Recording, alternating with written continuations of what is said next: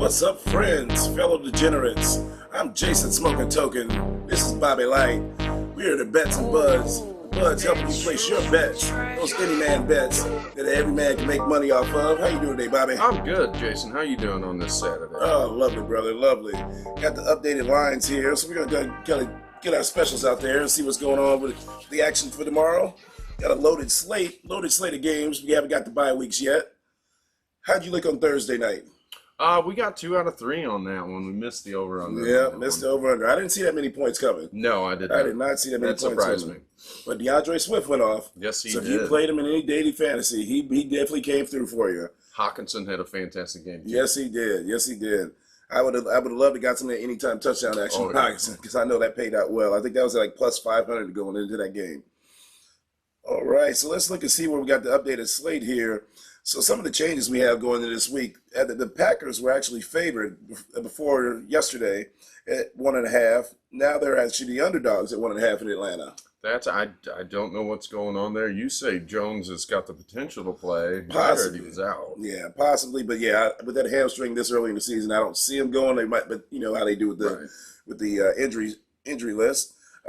I do think, though, that the Packers, I still like them to go ahead and I like them to that. win that game still and cover that. Yes, win and cover. Over-under, that's a dicey one for me. It's 40.5. 40.5 right now. I still like the over in that one. You know what? I'm kind of with you on that one. I think the over still looks pretty good in that game. I really like how they're going to come out there. As far as the fantasy play, who would you like on the fantasy play on that one? Oh, I still got Dylan. They're going to pound the rock. Oh, yeah. I think they're going to have to. Definitely have to. I still like Drake London. I think he's going to have to break out at some point there. He's going at 5,000. If I had to switch it up with the Packers side, maybe Romeo Doubs. He's one of their healthier receiving options at 4,800. Yep. All right. So next down the line here, the Bears and Buccaneers. Bears and Buccaneers, that one didn't change too much. It just slid about half a point. You got any changes on that one? I've still got the Bears winning that one, so I think they cover still 2.5. I think the Bears win. But you like Tampa to cover that one? You know, I'm still going to go with the Bears to win because with them being the underdogs, they pretty much, if they win this game, they cover. So the biggest thing with me is I'm just still not sold on Justin Fields. Well, we're going to find out.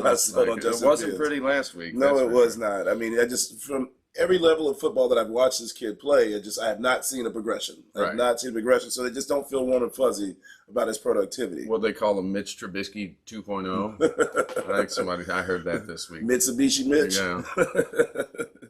All right, so then the over-under, that went to 40.5.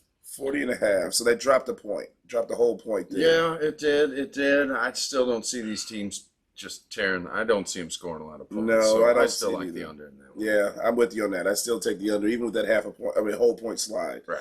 And then what's the weather going to be like down in Tampa, too? I know they've had all that tropical storm stuff on the East Coast, too, last couple of weeks. So I haven't heard anything crazy. I think that last hurricane slid up the East Coast. Made its way up a little bit, so we should be clear there.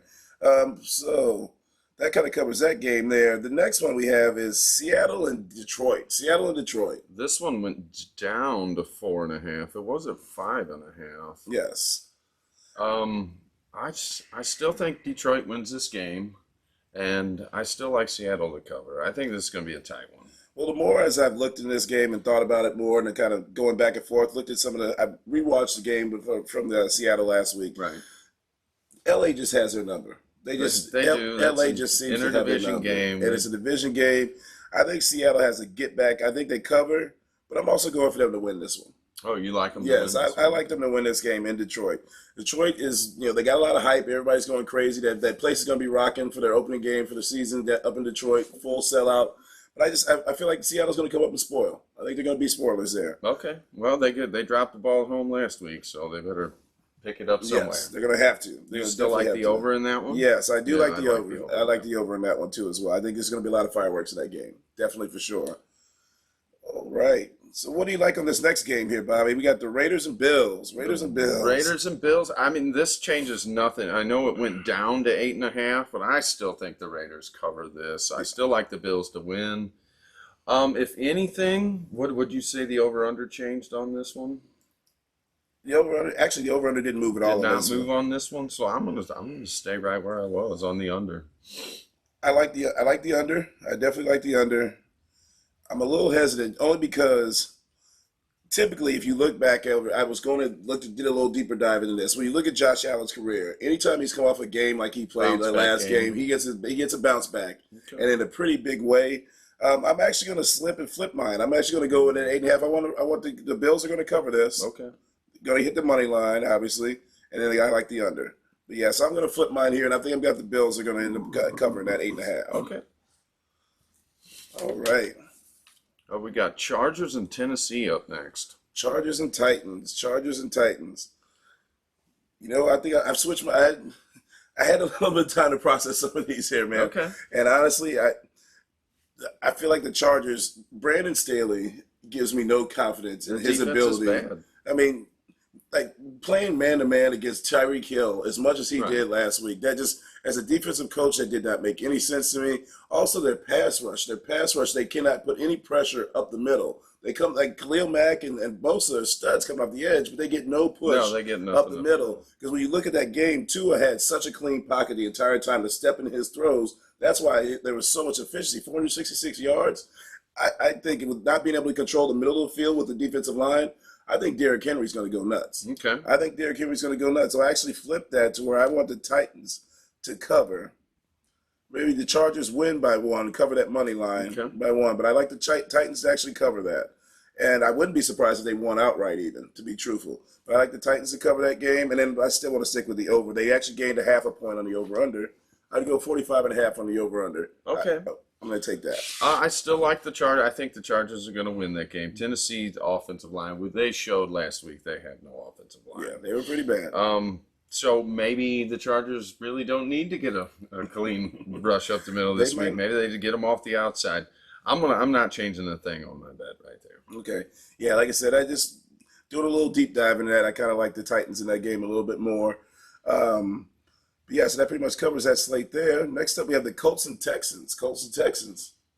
Now, that game flipped completely. That did. That flipped completely. At one point early in the week, the Colts were a 1-point favorite. Now they're the 1-point underdog in Houston. What do you like there? I just don't know. Did something happen with Houston this week? They got better all of a sudden? I think it's just a flip-flop, honestly. It just the become money coming in. Money coming in. I still like Indy to win that game, so they're obviously going to cover the 1, and I'll still take the under in that one. Yes. I'm total agreement with you all the way across the board on that one, Bobby. Okay. I don't think there's any need to deep dive into that any farther. I'm in total agreement all the way across the board. I still like Indy to win, money line, and hit the over. 39.5 actually. So he dropped to 39.5. So he even lost a 0.5 point. Okay. All right. So then next up, we've got the Ravens and Bengals. Bengals need to get back in a big way. They do need to get back in a big way, and Baltimore needs to do. Even though they did win last week, it was against the Texans, and it was not pretty. So this one, if anything, this was one of those toss-up games. Like you might as well just throw a dart at it. And I do like, though, the fact that the Bengals always play Baltimore very well. They do. For whatever reason, they don't play well against the Browns. Like, if you look at Joe Burrow's record against the Browns, I want to say it's like 1-4. It's just not a good record against the Browns for some reason. But I do like they play exceptionally well against the Ravens pretty consistently. The games in Cincinnati, it went from 3.5 down to 3. Down to 3. I've got Baltimore winning this one. So I still think they cover. So I had Baltimore covering when it was at 3.5. But with it dropping to 3 now at this point, I can see that either being a push or the Bengals cover outright. Because I had the Bengals winning that game to begin with anyway. Right. So for me, I'm going to go ahead and have mine where the Bengals are going to cover that 3. Okay. Hit that money line, and then the over/under is at 46.5. That didn't change at all. No, that didn't change one bit. So I like the under from the get-go. I still want to stand on that. Stay on the under. I want to stand on the under. All right. So next up, we have the Chiefs and Jaguars. This one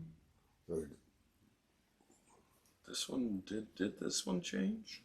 This one actually did go up by 0.5 point. Did go up 0.5 point. Yes, it did. Yep, went up 0.5 point there. So that, to me, that's great. Jaguars get another 0.5 point. Like, that changes nothing for me because I've got Kansas City winning the money line. Right. I think the Jaguars keep it close, and the over definitely hits in this one. Yeah, I'm pretty much across the board. Everything stays the same. 0.5 point did nothing for me to change anything in my opinion at all.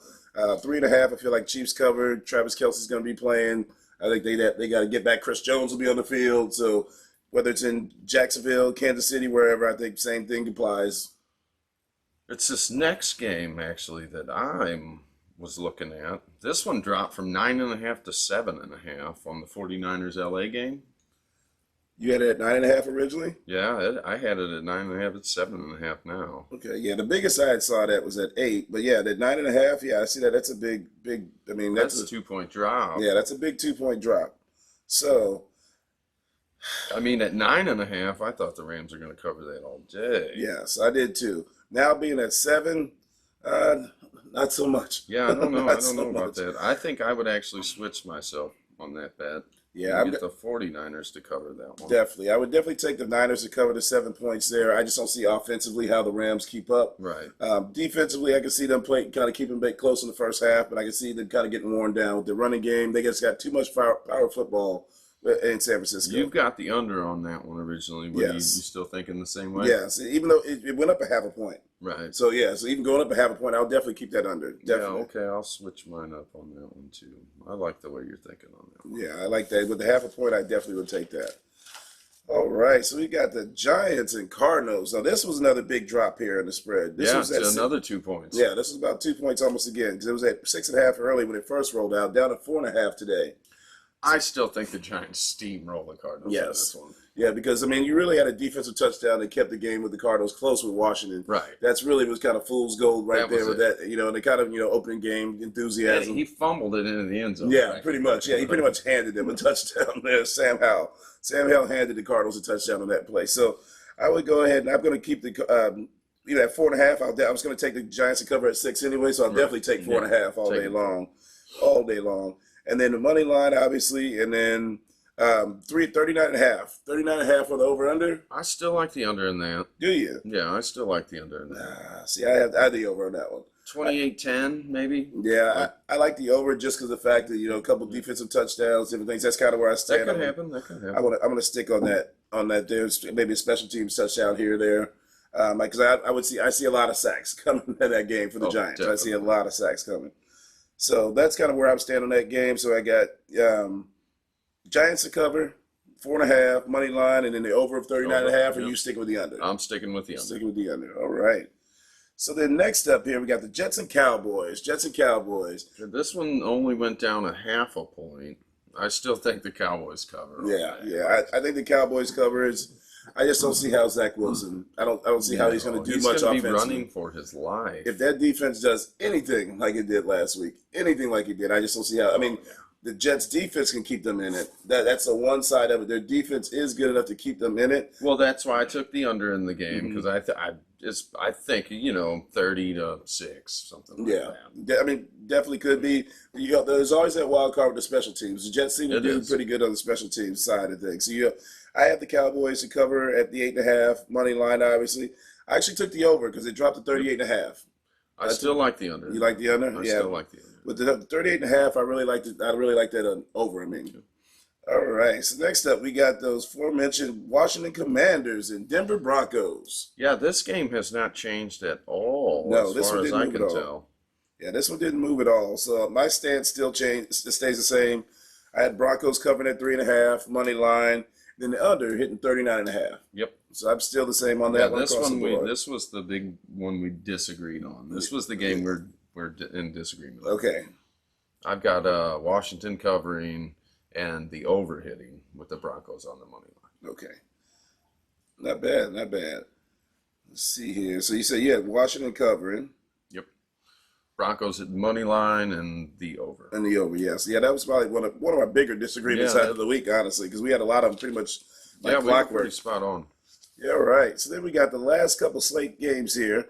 We actually have a correction, too, that we had to make because that was a Sunday night game, not that afternoon game. We got the Dolphins and Patriots for Sunday night because this was that Sunday weird week night, when they had yep. the 2 Monday night games. Yes. And I forgot they did that this early in the season. But yeah, we have the Dolphins and Patriots. Now, they went up from 2 points to 3 points. So the Dolphins are actually favored by 3 points now over 2. Right. I had them covering when it was 2 points. Yeah, I have them covered. I don't see any change in there. I don't either, outside of Bill Belichick being Bill Belichick and being able to scheme his way Right. into a game. If anything, that one ends up a push. But the one thing about that I did hear earlier during the week, that Tua actually has I think he's 4-0 against Bill Belichick. Yeah, he's 4-0 against Bill Belichick. I don't think he's had a loss against Bill Belichick yet. So, but I do pick the Dolphins to cover that, hit the money line, and I like the over at 46.5. Yep. They just said the Dolphins offense. Somebody's got to show me that they're going to slow them down. They're going to stop them. That they're going to slow them down. Although Belichick did hold them in about 20 points average in the 2 games they played last year. So that's kind of where I'm leaning on that one in that game. I think we're in agreement on that one. 46.5. Huh? Yep, 46.5. And they didn't move. That's been pretty steady all week. Okay. So then next up now, we've got the first Monday night game, early Monday night game, and the Monday night doubleheader. We got the Saints and Panthers. Now this line didn't move. Nope, this one has stayed the same as well. Yeah, I mean, I think because both of these offenses are so shitty. I don't know. I mean, we'll see. You're gonna have to show me something pretty impressive. I think New Orleans dominates this game, actually. I wouldn't be surprised. Their defense, going against Bryce Young, rookie quarterback, he doesn't really have a whole lot of weapons to go with. I mean, you're talking Adam Thielen, Hayden Hurst. I mean, I don't even think he had a catch last week. Yeah, I don't. I mean, he maybe got targeted, I think, 3 times during the course of the game. Yeah, so I like the Saints to cover that 3 points. Like you, I think they might boat race them. Yeah, money line there. Money line. And the over-under dropped to 0.5 point. I had picked the under. That 0.5 point doesn't deter me anything on that. 40. Yeah, it's still at 40. I'm still going to stick with the under on that. Like I said, both of these offenses are going to have to show me something different. The only way I can see it going over is if you get some defensive touchdowns. Right. Anytime you're going on an over-under, that's one of the, probably if I give you any type of gambling tip whatsoever, anything that will ever kill your over-under, if you see a defensive touchdown or special team touchdown early, that's when you might be able to kiss that over-under goodbye. That under is going to probably get smoked through. So then the last game that we have for the week, we've got the Cleveland Browns and the Pittsburgh Steelers. Steelers are in another back-to-back home game here. They got to erase that embarrassment. Yeah, they got to do something. I guess they call that first game a bury the ball game. They say put that ball in the ground and blow that bitch up, because that was a horrible performance against the Niners last week. Yeah, Tomlin's going to have these guys fired up. Oh, yeah. And then Cleveland, I mean, they always play well against Cleveland. Cleveland always feels like their little brother in that division type of thing. So I feel like, they're going to they got a lot to prove here. Even though they got a lot of injuries to overcome, because Cam Hayward's going to be out for 8 weeks with a groin injury.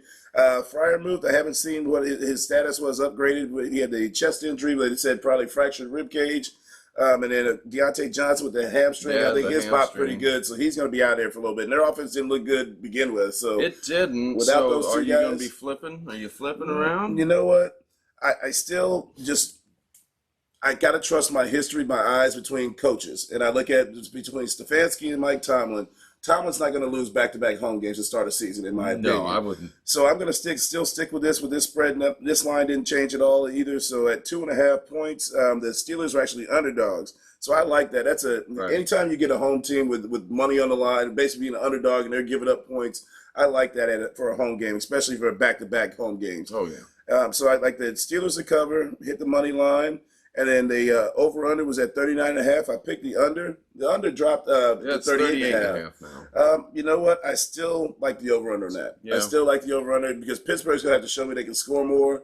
Deshaun Watson's going to have to show me he can get back to being the Deshaun Watson pre-COVID allegations all the other stuff that happened he's before. He's still working the rust off. I mean. So he's got to show me he can get back to that. I mean, he scored a rushing touchdown last week, but again, I gotta see some more explosivity out of that offense before I worry about them covering over 40 points in the game. The big thing was Chubb's caught 4 passes in there. Oh yeah. Well, he doesn't have Kareem Hunt vulturing him anymore. So now it's all Nick Chubb now. So yeah, Nick Chubb, that was a great performance by them all the way around.